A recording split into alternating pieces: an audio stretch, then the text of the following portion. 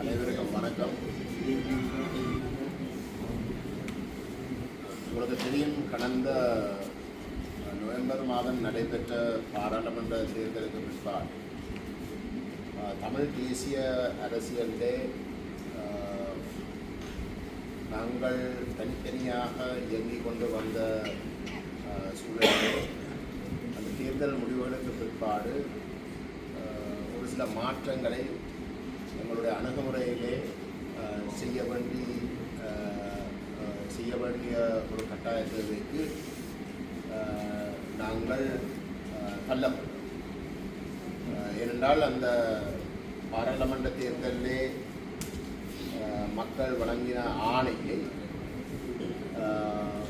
விசேஷமாக சிங்கள பேரினவாத சக்திகள்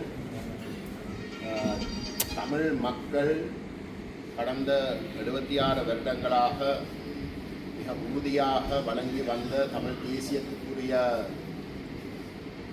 ஆணையை கைவிட்டு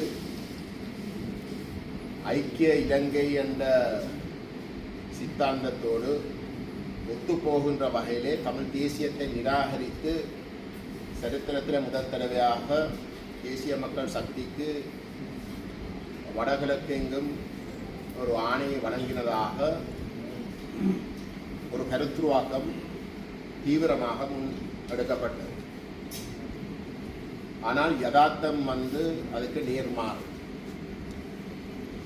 அந்த தேர்தல் முடிவுகளை எடுத்து பார்த்தால் யாழ் மாவட்டத்தில் மட்டும்தான் ஓரளவேனும் தேசிய மக்கள் சக்தி தங்களுக்கு ஒரு ஆணை கிடைத்ததாக சொல்லக்கூடியதாக இருந்தது. ஏனென்றால் யாழ்ப்பாணத்திலே 6 பாராளுமன்ற உறுப்பினர்கள் தெரிவு செய்யப்படக்கூடிய ஒரு இடத்திலே 3 ஆசனங்கள் தேசிய மக்கள் சக்தி பெற்றிருந்தது.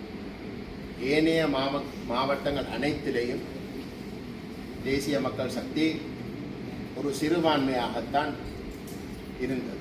அப்படி இருக்கவும் அந்த பிரச்சாரம் மேலோங்கி கொண்டு வந்த ஒரு சூழலிலே நாங்கள் அதை முறியடிப்பது, அந்த தவறான கருத்துருவாக்கத்தை முறியடிப்பதற்கு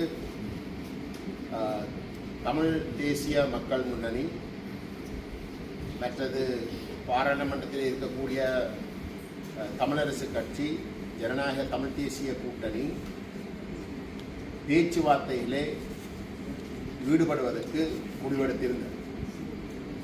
அந்த பேச்சுவார்த்தைகள் தனித்தனியாக நடைபெற்று கொண்டு வந்த ஒரு சூழலிலே நாங்கள் 3 தரப்புகளும் இணைந்து நடத்துவதற்குரிய ஒரு முடிவு எடுக்கப்பட்ட ஒரு சூழலிலே தமிழரசு கட்சியிலே நடைபெற்ற ஒரு சில பதவி மாற்றங்கள் காரணமாக அந்த கட்சியினுடைய அதுவரைக்கும் அவர்கள் கடைபிடித்த இந்த பேச்சுவார்த்தைகள் தொடர்பாக கடைபிடித்த அணுகுமுறையிலே மாற்றம் நடைபெற்றது. விசேஷமாக இந்த 3 கட்சிகளுக்கும் இடையிலே ஒரு இறுதி தீர்வை எட்டுவதற்கு ஒரு இணக்கப்பாட்டை ஏற்படுத்த வேண்டிய தேவை தற்போது இல்லை என்று கூறி அரசாங்கம் ஒரு புதிய அரசியலமைப்பை கொண்டு வந்து நிறைவேற்ற சம்பந்தமாக எந்த விதமான நடவடிக்கையும் எடுக்காமல் இருக்கின்ற ஒரு சூழலிலே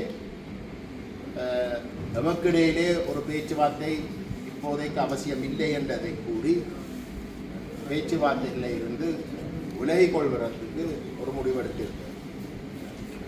அவர்கள் அந்த பேச்சுவார்த்தையிலிருந்து ஒருதலைபட்சமாக விலகின அந்த சூழலிலே உள்ளூராட்சி சபைகளுக்குரிய தேர்தலும் அறிவிக்கப்பட்டிருக்கிறது. அந்த பின்னணியிலே துரதிர்ஷ்டவசமாக நாங்கள் தனித்தனியாக அந்த தேர்தலுக்கு முகம் கொடுக்க வேண்டி வந்தது. தேர்தலுடைய முடிவுகள் தொடர்பாக தனித்தனியாக இந்த 3 தரப்புகளும் போட்டியிட்டு இருந்தாலும் இந்த தேர்தலிலே நாங்கள் நம்முடைய மக்களிடம், தமிழ் மக்களிடம் கேட்டுக்கொண்டது தமிழ் தேசியத்திற்கான ஒரு பலமான ஆணையை தமிழ் மக்கள் வழங்க வேண்டும் என்று நாங்கள் மிக இறுக்கமாக நம்முடைய மக்களிடம் பிரச்சாரம் செய்திருந்தோம். நம்முடைய மக்களும் அந்த கோரிக்கைக்கு அமைவாக இந்த உள்ளூராட்சி தேர்தலில் மிக பலமான தமிழ் தேசியத்துக்கான ஒரு ஆணையை வழங்கினது மட்டுமல்ல, பாராளுமன்ற தேர்தலிலே தேசிய மக்கள் சக்தி மற்றது பேரினவாத சக்திகள் செய்து கொண்டிருந்த அந்த தவறான பிரச்சாரத்தை, விசேஷமாக தமிழ் மக்கள் தமிழ் தேசியத்தை கைவிட்டு விட்டார்கள் என்ற அந்த தவறான கருத்துருவாக்கத்தை முறியடிக்கின்ற வகையிலே ஒரு மகத்தான ஆணையை தமிழ் தேசியத்துக்காக இந்த உள்ளூராட்சி தேர்தலிலே வழங்கியிருந்தார். அப்படி தமிழ் தேசியத்துக்கான ஒரு ஆணையை வழங்கியிருந்தாலும் தமிழ் மக்கள் எந்த ஒரு தமிழ் தேசிய கட்சிக்கு ஒரு அறுதி பெரும்பான்மை ஆதரவை வழங்கவில்லை.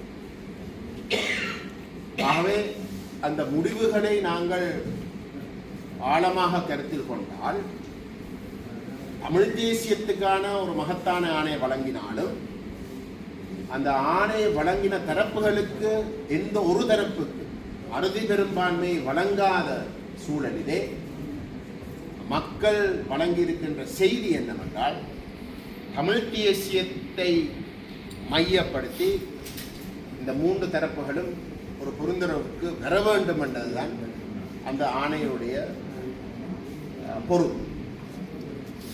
இதை விளங்கிக் கொண்டு தமிழ் தேசிய பேரவை உடைய பங்காளி கட்சிகளுடைய தலைவர்களுடைய கட்சி அமைப்புகளுடைய முழு ஒத்துழைப்போடும், அதே போன்று ஜனநாயக தமிழ் தேசிய கூட்டணியுடைய பங்காளி கட்சிகளுடைய ஒத்துழைப்போடும் நாங்கள் இருதரப்பும் பேச ஆரம்பித்தோம். தேர்தல் நடைபெற்று கொண்டிருந்த காலப்பகுதியிலே ஜனநாயக தமிழ் தேசிய கூட்டணியுடைய ஒரு பங்காளி தலைவர் பல தடவைகள் தேர்தலுக்கு பிற்பாடு தமிழ் தேசிய பேரவை சைக்கிள் சின்னத்திலே போட்டி போடுகின்ற தமிழ் தேசிய பேரவையோடு ஆட்சி அமைக்கிறதுக்கு விருப்பம் தெரிவித்திருந்த சூழலிலே தேர்தல் முடிவுகள் வந்ததற்கு பிற்பாடு நாங்கள் ஜனநாயக தமிழ் தேசிய கூட்டணியுடன் பேச்சுவார்த்தைக்கு விருப்பம் தெரிவித்திருந்தோம். அந்த பேச்சுவார்த்தைகள் படிப்படியாக வளர்ந்து கொள்கை ரீதியான ஒரு முழுமையான இணக்கப்பாட்டு அடைந்திருக்கின்ற இந்த சூழலிலே இன்றைக்கு நாங்கள் இரு தரப்புகளுக்கும் இடையிலே ஒரு புரிந்துணர்வு உடன்படிக்கையை உங்களுக்கு முன்னாலே கைச்சாத்திடக்கூடியதாக இருந்திருக்கு. அந்த புரிந்துணர்வு உடன்படிக்கை நீங்கள் படித்தீர்களாக இருந்தால் அது மிக தெளிவாக 2 விடயங்களை மையப்படுத்தி இருக்கின்றது. முதலாவது, தமிழ் தேசிய இனப்பிரச்சினைக்குரிய தீர்வு தொடர்பான நம்முடைய ஆழமான இணக்கப்பாடு. 2வது, தமிழினத்துக்கு தேவைப்படுகின்ற மிக முக்கியமான இனப்படுகொலைக்கான பொறுப்புக்கூறல் சம்பந்தமான நம்முடைய அணுகுமுறையும் எதிர்ப்பார்ப்பு. இந்த 2 விடயங்கள் தமிழ் மக்கள் தவிர்க்க முடியாத விடயங்களாக இருக்கின்றன. தமிழ் மக்களை பொறுத்தவரையிலே, தமிழ் அரசியலை பொறுத்தவரையிலே மிக மிக முக்கியமான விடயங்களாக இருக்கிறது. இந்த 2 விடயங்களிலே ஒரு இணக்கப்பாடு இருக்கின்ற பொழுது மட்டும்தான் ஒரு கூட்டு முயற்சிக்கு அர்த்தமாக இருக்கும் என்ற அடிப்படையில் தான் நாங்கள் கணிசமாக பேசி பல சுற்று பேச்சுவார்த்தைகளை நடத்தி நாங்கள் இந்த இணக்கப்பாட்டுக்கு வந்திருக்கின்றோம். அந்த வகையிலே தமிழ் தேசிய பேரவைக்கும் ஜனநாயக தமிழ் தேசிய கூட்டணிக்கும் இடையிலே நடைபெற்றிருக்கின்ற இந்த இணக்கப்பாடு எங்களை பொறுத்தவரையிலே ஒரு ஆக்கப்பூர்வமான ஒரு இணக்கப்பாடு என்றது மட்டுமல்ல, நாங்கள் எதிர்காலத்திலே ஒரு அணியாக, ஒரு கூட்டமைப்பாக செயல்படுவதற்கான ஒரு மிக பலமான ஒரு அத்திவாரத்தை இட்டு எங்களுக்கு அந்த வாய்ப்பை ஏற்படுத்தியிருக்கின்றது என்பதுதான் இதனுடைய அர்த்தம். அந்த வகையிலே நாங்கள் எதிர்காலத்திலே ஒன்றாக பயணிப்பதற்கு தீர்மானித்திருக்கின்றோம். எங்களுடைய இந்தியான் இந்த ஒப்பந்தம் கைச்சாத்திட்டப்படுகின்ற நிகழ்வு ஒரு இறுதி நிகழ்வாக நாங்கள் கணிக்க தேவையில்லை. நம்மை பொறுத்தவரையிலே இந்த கொள்கையின் அடிப்படையிலே இணங்கக்கூடிய சந்தர்ப்பம் தமிழ் அரசு கட்சிக்கு ஏற்பட்டால் அவர்களோடு நாங்கள் பேசி ஒரு இணக்கப்பாட்டுக்கு வருவதற்கும் நாங்கள் எங்களுடைய கதவுகளை திறந்துத்தான் இருக்கின்றோம். நாங்கள் பேசிக்கொண்டிருந்த சந்தர்ப்பத்திலே குறிப்பாக ஜனநாயக தமிழ் தேசிய கூட்டணிக்கும் ஓடு பேசுகின்ற பொழுது நான் கூடுதலாக திரு சுரேஷ் பிரேமச்சந்திரன் அவர்களோடு தான் பேசினேன். நாங்கள் முதல் தடவையாக பேசின பொழுதும் நாங்கள் இருவரும் இணங்கி கொண்டோம். இது தமிழ் அரசு கட்சியை ஓரம் கட்டுகின்ற ஒரு செயல்பாடாக இருக்க முடியாது, அதை இருக்கவும் கூடாது.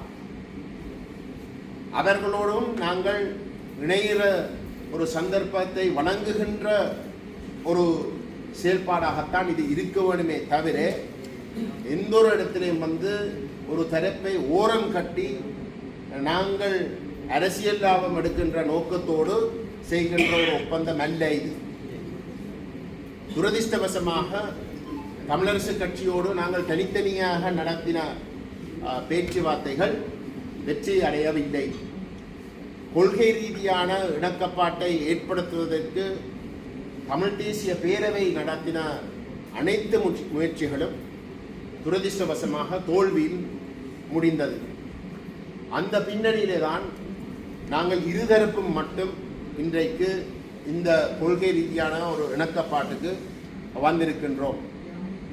கடைசியாக தமிழரசு கட்சியோட நடத்தின பேச்சுவார்த்தையிலே தமிழ் தேசிய பேரவை சார்பிலே நாங்கள் அவர்களுக்கு கூறியிருந்தோம், எதிர்காலத்திலே அவர்களுடைய அமைப்பு தங்களுடைய இன்றைய நிலைப்பாட்டிலே இருந்து விலகி தமிழ் தேசிய மக்கள் வழங்கின இந்த மகத்தான ஆணையை மதித்து அவர்கள் ஒன்றுபடுவதற்கு கொள்கை ரீதியான ஒரு இணக்கம் வருவதற்கு தயாராக இருந்தால் நாங்கள் நிச்சயமாக அவர்களோடு பேசி ஒரு இணக்கப்பாட்டுக்கு வருவதற்கும் நாங்களும் தயாராக இருக்கின்றோம். அதை அவர்கள் செய்ய வேண்டும் என்று கோரிதான் அந்த பேச்சுவார்த்தை முடிவுக்கு வந்தது. ஆகவே எங்களை பொறுத்தவரையிலே இன்றைக்கு நாங்கள் இருதரப்பும் இந்த இணக்கப்பாட்டுக்கு வந்திருந்தாலும் நாங்கள் எதிர்பார்ப்பது தமிழரசு கட்சியும் இந்த முயற்சியினுடைய தமிழ் அரசியலில் ஏற்படுத்த போகின்ற திருப்பு முனையை விளங்கிக் கொண்டு இந்த நிமிஷத்துடைய மிகவும் ஆழமான முக்கியத்துவத்தை தமிழரசு கட்சியுடைய தலைமைத்துவமும் விளங்கிக் கொண்டு தமிழ் மக்கள் வழங்கின ஆணைக்கு நேர்மையாக பயணிப்பதற்கு முன்வர வேண்டும் என்றும் நாங்கள் கேட்டுக்கொள்ள விரும்புகின்றோம். தமிழ் தேசிய பேரவையை பொறுத்தவரையிலே, தமிழ் தேசிய மக்கள் முன்னணியை பொறுத்தவரையிலே எங்களுக்கு இந்த நிகழ்வு ஒரு மிகவும் பெரிய ஒரு மென ஆறுதலை வழங்குகின்றது. தமிழ் தேசிய மக்கள் முன்னணியை பொறுத்தவரையிலே நாங்கள் தமிழ் தேசிய பேரவையாக ஒன்றாக செயல்படுவதற்கு முடிவெடுத்த பொழுது கடந்த 16 வருஷமாக எங்களுடைய மனதிலே இருந்த ஒரு பாரிய வெற்றிடத்தை நிவர்த்தி செய்வதற்குரிய ஒரு மிக முக்கியமான ஒரு அத்திவாரமாக தமிழ் தேசிய பேரவையுடைய உருவாக்கத்தை நாங்கள் பார்ப்போம். முதல் தடவையாக கொள்கை ரீதியான ஒரு மிக பலமான ஒரு இணக்கப்பாடு நிபந்தனைகள் எதுவும் இல்லாமல் உருவாகினது. அதனுடைய அடுத்த மிகப்பெரிய ஒரு பரிணாமமாக நாங்கள் ஜனநாயக தமிழ் தேசிய கூட்டணியோடு செய்திருக்கின்ற இந்த ஒப்பந்தத்தை நாங்கள் பார்க்கின்றோம். எங்களுடைய எதிர்பார்ப்பு இந்த இணக்கம் நிரந்தரமான ஒரு இணக்கமாக இருக்கும். இந்த இணக்கம் எக்காரணம் கொண்டு மீறுகின்ற ஒரு இணக்கமாக இருக்கக்கூடாது. அவ்வகையாக நடைபெற்றால் அதை யார் செய்தார், நான் நினைக்கிறேன் எங்களுடைய மக்கள் அதை தாங்கிக் கொள்ள மாட்டார். ஆகவே தமிழ் தேசிய பேரவையை பொறுத்தவரை நாங்கள் நம்முடைய மக்களுக்கு இந்த சந்தர்ப்பத்திலே வாக்குறுதியை வழங்குகின்றோம். இந்த ஒப்பந்தத்திலே இருக்கக்கூடிய அனைத்து அம்சங்கள் நேர்மையாக நாங்கள் எங்களுடைய இறுதி மூச்சு வரைக்கும் பயணிப்போம் என்றதை கூறி இங்கு வந்து இந்த நிகழ்வை பதிவு செய்வதற்கு வந்திருக்கின்ற உங்கள் அனைவருக்கும் விசேஷமாக ஜனநாயக தமிழ் தேசிய கூட்டணியுடைய பங்காளி கட்சி தலைவர்களும் உறுப்பினர்களும் அனைவருக்கும் இந்த தமிழ் அரசியலே தமிழ் இனப்படுகொலை நடைபெற்ற முள்ளிவாய்க்காலுக்கு பிற்பாடு ஒரு அடிப்படையிலே ஒரு திருப்புமுனையை ஏற்படுத்தி ஒரு சாதகமான ஒரு திசை தமிழ் அரசியலை கொண்டு செல்வதற்கு இந்த முயற்சி வெற்றி பெறுவது எந்த விதமான தயக்கமும் இல்லாமல் வெற்றி பெறுவது இது இன்னும் பல மடங்கு வளர்ந்து போவதற்கு நான் நம்முடைய பங்காளிகளுக்கு நன்றி கூறுகின்றேன். வணக்கம்.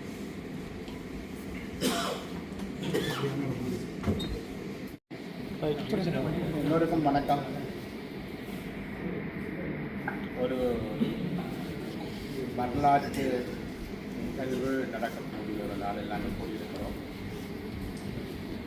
ஜனநாயக தமிழ் தேசிய கூட்டணி ஆரம்பிக்கப்பட்ட பொழுது அந்த ஜனநாயக தமிழ் தேசிய கூட்டணியில் ஏனைய அனைவரும் தமிழ் தேசிய பரப்பில் இருக்கக்கூடிய ஏனைய அனைவரையும் இணைத்து செல்ல வேண்டும் என்ற ஒரு சிந்தனை ஜனநாயக தமிழ் தேசிய கூட்டணிகளுக்கு இருந்தது. இன்று அந்த சிந்தனைக்கு ஒரு வடிவம் கிடைத்திருக்கிறது. தமிழ் மக்களை பொறுத்தவரையில் யுத்தத்துக்கு பிற்பாடு சகலரும் ஒன்றிணைய வேண்டும் என்ற கோரிக்கை தொடர்ச்சியாக கடந்த 15 வருஷங்களாக இருந்து வந்திருக்கின்றது, இப்பொழுதும் இருந்து கொண்டிருக்கிறது. அதனுடைய ஒரு படிக்கல்லாக இன்று ஜனநாயக தமிழ் தேசிய கூட்டணியும் தமிழ் தேசிய பேரவையும் நாங்கள் ஒரு புரிந்துணர்வு ஒப்பந்தத்திற்கு வந்திருக்கின்றோம். இதனுடைய முக்கிய நோக்கம் இங்கு இப்பொழுது ஒரு உள்ளூராட்சி சபை தேர்தல் நடைபெற்று அந்த சபைகள் ஆட்சி அதிகாரத்துக்கு வரக்கூடிய சூழ்நிலையில்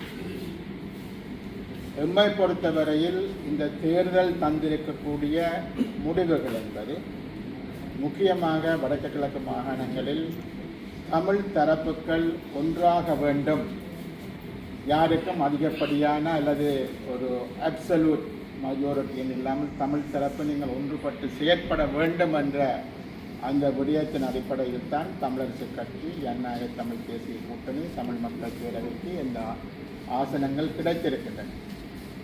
அது ஆரம்பத்திலிருந்து நாங்கள் இந்த 3 தரப்பும் ஒன்றாக இணைந்து செயற்பட வேண்டும் என்ற ஒரு கோரிக்கை எங்கள் மத்தியில் இருந்தாலும் கூட, அது தொடர்பாக நாங்கள் அந்த தரப்புகளுடன் பேசினாலும் கூட, ஆனால் நடைமுறையில் அது உடனடியாக சாத்தியமாக இல்லை என்ற ஒரு விடயம் இருந்து கொண்டிருக்கிறது. தொடர்ச்சியாக நாங்கள் தமிழரசு கட்சியுடனும் சரி, தமிழ் தேசிய பேரவையுடனும் நாங்கள் தொடர்ச்சியாக நடந்த பல சுற்று பேச்சுக்கள் எதிர்காலத்தில் தமிழ் மக்களினுடைய ஒரு முழுமையான ஒரு அரசியல் தீர்வை எட்டுவதை நோக்கமாக கொண்டு நாங்கள் ஒன்றுபட வேண்டும் என்று சொன்ன தேவை, அந்த தேவையின் அடிப்படையில் தான் இந்த இப்பொழுது வந்திருக்கக்கூடிய ஒரு MOU புரிந்துணர்வு ஒப்பந்தம் என்பது செய்யப்பட்டிருக்கின்றது. ஆகவே அந்த வகையில் நாங்கள் பார்ப்போமாக இருந்தால் இந்த அரசாங்கம் பாராளுமன்றத்தில் 3/2 பெரும்பான்மையுடன் இருக்கக்கூடிய அரசாங்கம், அவர்களுக்கு நாங்கள் அழுத்தத்தை கொடுக்க வேண்டுமாக இருந்தால் தமிழ் தரப்பு என்பது ஒரு வகையில் ஒன்றுபட்டு செயற்படுவதன் மூலம் மாத்திரம்தான் நாங்கள் அவர்களுக்கான அழுத்தத்தை கொடுக்க முடியும் என்பதும், இங்கு இருக்கக்கூடிய சர்வதேச சமூகங்களை சார்ந்தவர்களும் கூட, தூதுவர்கள் துவக்கம் அனைவரும் தமிழ் தரப்பு ஒன்றுபட்டு நிற்காவிட்டால் அவர்களுடைய தமிழ் மக்களுடைய உரிமைகள் உரித்துக்கள் என்பன அது கேள்விக்கு உள்ளாக்கப்படும் என்று அவர்கள் கூட ஒரு தொடர்ச்சியான கருத்தை சொல்லி வந்ததன் அடிப்படையில் நாங்கள் நிச்சயமாக தமிழ் மக்களின் நலன்களை முன்னிறுத்தி, தமிழ் மக்களின் உரிமைகளை பெற்றுக்கொள்வதை முன்னிறுத்தி நாங்கள் இன்று ஒன்றுபட்டிருக்கிறோம். இந்த தமிழ் தேசிய பரப்பில் இப்பொழுது தமிழரசு கட்சி மாத்திரம்தான் அவர்கள் வெளியில் நிற்கக்கூடிய ஒரு கட்சியாக இருக்கிறார்கள். அவர்களும் இதில் வந்து இணைய வேண்டும் என்பது எங்கள் எல்லோரது எதிர்பார்ப்பாகவும் கோரிக்கையாகவும் இருக்கின்றன. அவ்வாறு இணைந்து செயற்படுவது இங்கு இருக்கக்கூடிய பல்வேறுபட்ட கட்சிகள் இங்கு இருக்கின்றது. நாங்கள் யாரும் எங்களுடைய ஒரு சொந்த நலனை முன்னிறுத்தி இந்த புரிந்துணர்வு ஒப்பந்தம் எழுதப்படவில்லை. ஒட்டுமொத்தமாக தமிழ் மக்களினுடைய எதிர்காலம், இந்த மண்ணில் அவர்கள் கௌரவமாக தம்மை தாமே ஆளக்கூடிய ஒரு சூழ்நிலையை உருவாக்குவது, அந்த சூழ்நிலையை உருவாக்குவதற்காக பல லட்சம் மக்களை நாங்கள் இழந்திருக்கிறோம், பல்லாயிரம் கோடி சொத்துக்களை நாங்கள் இழந்திருக்கிறோம்.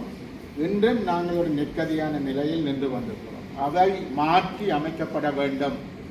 அது மாற்றி அமைக்கப்பட்டு தமிழ் மக்களுடைய எதிர்காலம் என்பது, தமிழ் மக்கள் தம்மைத்தாமே ஆளக்கூடிய ஒரு சுயாட்சி நிலவரத்தை உருவாக்க வேண்டும். அது தனித்து ஒருவரால் சாத்தியமல்ல என்ற அடிப்படையில் நாங்கள் அதற்கு இணைந்து செயற்பட வேண்டும் என்ற அடிப்படையில் தான் இந்த ஒப்பந்தம் என்பது உருவாக்கப்பட்டிருக்கிறது. ஆகவே அந்த அடிப்படையில் இந்த நிகழ்வு என்பது எம்மை பொறுத்தவரையில் மக்களுக்கும் சரி, புலம்பெயர் மக்களுக்கும் சரி, ஏனைய சகலருக்கும் இது ஒரு தெளிவான ஒரு செய்தியை கொண்டு செல்லும் என்று நாங்கள் எதிர்பார்க்கின்றோம். தமிழ் மக்கள் மத்தியில் இந்த ஒற்றுமையினுடைய தேவையை அது நிச்சயமாக வலியுறுத்தும் என்பது மாத்திரமல்ல, தமிழரசு கட்சியினுடைய முக்கியஸ்தர்களுக்கும், தமிழரசு கட்சியில் இப்பொழுது கடந்த உள்ளூராட்சி சபை தேர்தலில் வெற்றி பெற்று வந்தவர்களும் கூட நிச்சயமாக இதில் ஒன்றுபட்டு செயற்படுவதனுடைய நோக்கங்களை அவர்கள் புரிந்து கொள்ள வேண்டும். ஆகவே அந்த வகையில் நாங்கள் எல்லோருமே வடக்கு கிழக்கில் ஏற்கனவே கூறியது போன்று பாராளுமன்ற தேர்தலில் தமிழ் மக்களுடைய வாக்களிப்பு ஒரு வித்தியாசமாக இருந்தாலும், உள்ளூராட்சி சபை என்பது ஒரு மாற்றாக தமிழ் மக்கள் ஒரு முழுமையான ஆணையை வழங்கியதாக ஒரு கருத்துருவாக்கம் வரக்கூடிய வகையில் அவர்களது வாக்களிப்பு என்பது இருந்திருக்கின்றது. ஆகவே இதை இத்துடன் நிறுத்திக் கொள்ளாமல் தமிழ் மக்களுடைய உரிமைகளை பெற்றுக்கொள்வதை அடிப்படையாக கொண்டு ஏனையோரும் இணைந்து இதனை முன்னெடுத்து செல்ல வேண்டும் என்று நாங்கள் எதிர்பார்க்கின்றோம். அது மாத்திரமல்லாமல் எங்களை பொறுத்தவரையில் ஒரு ஜனநாயக ரீதியாக எதிர்வரக்கூடிய இந்த உள்ளூராட்சி அமைப்புகள் என்பது ஒரு ஜனநாயக ரீதியாக நாங்கள் எல்லோரும் இணைந்து நிச்சயமாக ஆளுந்தரப்பை ஆட்சி அதிகாரங்களுக்கு கொண்டு வராமல் நாங்கள் இணைந்து செயற்பட வேண்டும் என்று நாங்கள் எதிர்பார்க்கின்றோம். அந்த வகையில் நமது செயற்பாடுகள் இருக்கும் என்று நாங்கள் எதிர்பார்க்கின்றோம். ஆகவே இன்றைய இந்த நிகழ்வு நிச்சயமாக ஒரு மாற்றத்தை ஏற்படுத்தும்.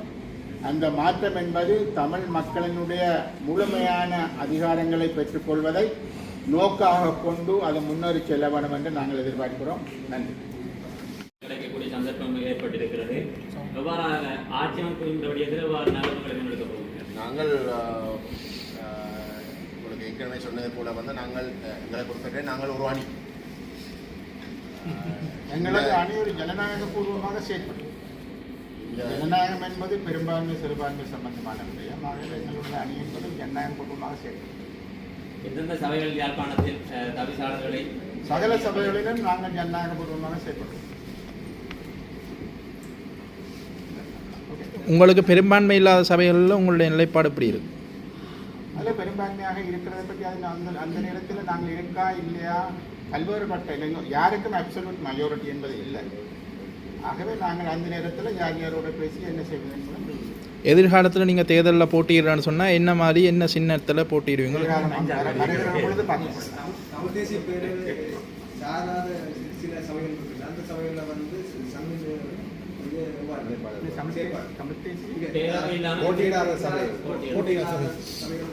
அதான் நாங்கள் சொன்னோம்.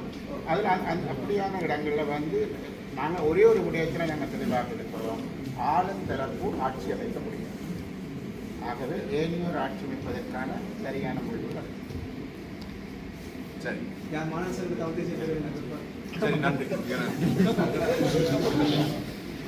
தமிழ் தேசிய பேரவை மற்றும் ஜனநாயக தமிழ் தேசிய கூட்டணி ஆகிய தரப்புகளுக்கிடையே கொள்கை ரீதியான இணக்கத்தை ஏற்படுத்தும் ஒப்பந்தம் இன்றைய தினம் கைச்சாத்திடப்பட்டது. யாழ்ப்பாண நகரில் உள்ள தனியார் விடுதியில் இன்று இடம்பெற்ற நிகழ்வில் குறித்த ஒப்பந்தம் கைச்சாத்திடப்பட்டது. தமிழ் தேசிய பேரவையின் சார்பில் அதன் தலைவர் கஜேந்திரகுமார் பொன்னம்பலமும், ஜனநாயக தமிழ் தேசிய கூட்டணியின் சார்பில் அதன் செயலாளர் நாகலிங்கம் ரட்னலிங்கமும் கையொப்பமிட்டனர். ஒப்பந்தம் கைச்சாத்திடும் நிகழ்வில் தமிழ் தேசிய பேரவையின் சார்பில் கஜேந்திரகுமார் பொன்னம்பலம், செல்வராசா கஜேந்திரன், சிறைகாந்தா, ஐங்கரநேசன், MK சிவாஜலிங்கம், சரவணபவன், அருந்தபாலன், நாவலனும், ஜனநாயக தமிழ் தேசிய கூட்டணியின் சார்பில் தர்மலிங்கம் சித்தார்த்தன், கோவிந்தன் கருணாகரம், சுரேஷ் பிரேமச்சந்திரன், முருகேசு சந்திரகுமார், நாகலிங்கம் ரட்னலிங்கம், கஜதீபன், சர்வேஸ்புரா உள்ளிட்டோர் கலந்து கொண்டனர். உள்ளூராட்சி நிறுவனங்களின் உத்தியோகபூர்வ பதவிக்காலம் இன்று ஆரம்பமாகியுள்ள நிலையில் வடக்கில் பெரும்பாலான சபைகளில் ஆட்சி அமைப்பதில் தமிழ் கட்சிகளிடையே இழுபறி நிலை காணப்படுகிறது. தமிழ் தேசிய பேரவை, ஜனநாயக தமிழ் தேசிய கூட்டணி ஆகிய தரப்புகளிடையே தொடர்ச்சியாக நடைபெற்ற சந்திப்புகளை தொடர்ந்து ஒப்பந்தம் கைச்சாத்திடப்பட்டது. அரியாலை செம்மணி சித்துப்பாத்தி மயானத்தில் மனித உடல்கள் அடையாளம் காணப்பட்ட பகுதியை மனித புதைகுழியாக பிரகடனப்படுத்த கோரி யாழ்ப்பாண நீதவான் நீதிமன்ற நீதவானிடம் விண்ணப்பத்தை முன்வைக்க சட்டத்தரணிகள் நடவடிக்கை எடுத்தனர். செம்மணி சித்துப்பாத்தி இந்து மயான பகுதியில் 7 மனிதர்கள் மண்டையோடு உள்ளிட்ட உடலங்களின் பாகங்கள் அடையாளம் காணப்பட்டது. குறித்த பகுதியை யாழ்ப்பாண நீதவான் நீதிமன்ற நீதவான் A. ஆனந்தராஜா பார்வையிட்டார். இந்த நிலையில் இது தொடர்பில் கருத்து தெரிவித்த சட்டத்திரணி BS நிரஞ்சன், 3 மனித மண்டியோடுகளுக்கு மேல் ஒரு பகுதியில் அடையாளம் காணப்பட்டால் மனித புதைகுழி என அதனை பிரகடனப்படுத்த முடியும் என்ற நிபந்தனைக்கமைய குறித்த பகுதியை மனித புதைகுழியாக பிரகடனப்படுத்துமாறு கோரி யாழ்ப்பாண நீதவான் நீதிமன்ற நீதவானிடம் விண்ணப்பத்தை முன்வைக்க நடவடிக்கை எடுக்கப்பட்டுள்ளது என தெரிவித்துள்ளார். புதைகுழி வழக்கு ஏற்கனவே மழை காரணமாக நிறுத்தப்பட்டிருந்ததன் அடிப்படையில் இன்று மீண்டும் 2ஆம் நாள் அகழ்வுப்பணி ஆரம்பிக்கப்பட்டது. இந்த அகழ்வுப்பணியின் போது கிட்டத்தட்ட 7 மனித மண்டையோட்டு தொகுதிகள் அடையாளம் கண்டிருக்கப்பட்டிருக்கின்றது. ஆனால் இன்னும் அது முழுமையாக அகழ்ந்தெடுத்து வெளியால் எடுக்கப்படவில்லை. 3 மனித ஓட்டு தொகுதிகளுக்கு மேற்பட காணப்பட்டால் அது புதைகுழி என்ற வரைவிலக்கணத்துக்குள் அறிவிக்கப்பட இருக்கின்றது. ஆகவே நாங்கள் யாழ் நீதவானிடம் A. ஆனந்தராஜா அவர்களிடம் விண்ணப்பம் ஒன்று செய்ய இருக்கின்றோம். இதை மனித புதைகுழியாக பிரகடனப்படுத்துமாறு விண்ணப்பம் ஒன்று செய்வதற்கான பேப்பர்ஸை ஃபைல் பண்ண இருக்கிறோம். அதே நேரம் இந்த புதைகுழியின் நடவடிக்கையானது பேராசிரியர் ராஜ் சோமதேவாவின் குழுவினருடன் சட்ட வைத்திய அதிகாரி பிரணவன் அவர்களுடன் வேறு வைத்தியர்களுடன் இணைந்து சோக்கோ போலீசாரும் இணைந்து இந்த அகழ்வுப்பணி நடைபெற்றுக் கொண்டிருக்கின்றனர். சில மண்டோடுகள் சிதைவடைந்து காணப்படுகிறபடியாக இது இதன் கொலை செய்யப்பட்டு போடப்பட்டிருக்கலாம் இதன் சந்தேகம் தெரிவிக்கப்படுது. அதுக்கான இறுதி முடிவு நாங்கள் இதை சொல்ல முடியாது. நிபுணத்துவம் வாய்ந்தவர்களின் அறிக்கையின் அடிப்படையில் தான் கூறப்படும். இது இப்போது அரைவாசி மண்ணுக்குள் புதைந்த நிலையில் காணப்படுகின்றன. முழுமையாக மீட்டெடுத்து ஆய்வு செய்வதன் மூலம்தான் அதற்கான இறுதி விடயங்களை சொல்லக்கூடியதாக இருக்கும். நன்றி. நீங்கள் சொல்லுங்கள்.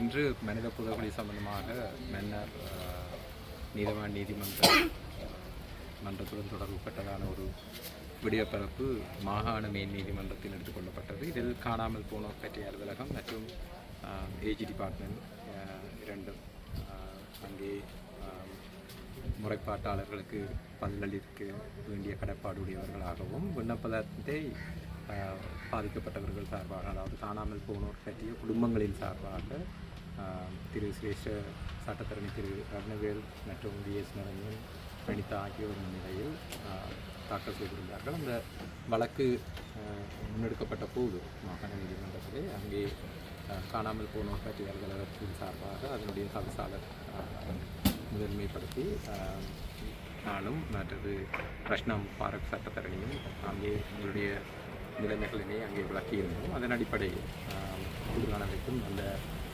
மன்னர் புதைகுழியை போதிய அளவு சான்ற ஆதாரங்கள் அந்த பகுதியிலிருந்து முற்றுமுழுதாக மீட்டு எடுக்கும் வரை மூடுவது உசிதமல்ல என்கின்ற கருத்து முன்வைக்கப்பட்டது. அதனை மேல் நீதிமன்றம் வெகுவாக அலசி ஆராய்ந்து அதனுடைய முடிவினை இன்று அறிவித்திருக்கிறது. அதன் அடிப்படையில் தற்காலிகமாக அந்த புதைகுழியை, மன்னார் புதைகுழியை, சதோசா புதைகுழியினை மூடுவதிலிருந்து விடுவித்துக் கொள்ளப்பட வேண்டும் என்பது சம்பந்தமாகவும் சம்பந்தப்பட்ட நிபுணத்துவம் வாய்ந்த அறிக்கைகளினை பெற்று அந்த பூரணத்துவப்படுத்தப்பட்ட அறிக்கைகளின் ஊடாக முடிவுகள் எடுக்கப்படும் வரைக்கும், அங்கே சான்று ஆதாரங்கள் நிறுவியமாக இல்லை என்கின்ற முடிவு எடுக்கப்படும் வரைக்கும் அதனை தொடர்ச்சியாக திறந்த நிலையில் வைத்திருப்பதா அல்லது மூடுவது என்பது சம்பந்தமாகவா சம்பந்தப்பட்ட அரச தரப்பு அதிகாரிகளுடன் கலந்துரையாடி முடிவெடுப்பதற்காக இன்று நீதிமன்றத்தினால் தீர்ப்பு வழங்கப்பட்டிருக்கின்றது. அதன் அடிப்படையில் மன்னாரில் நீதவான் நீதிமன்றத்தில் இந்த வழக்கு வருகின்ற வியாழக்கிழமை வழக்கு திரும்பக் கூறப்படும். அந்த நேரத்தில் நிலையமான நடவடிக்கைகள் மேற்கொள்வதாக நாங்கள் இருக்கிறோம்.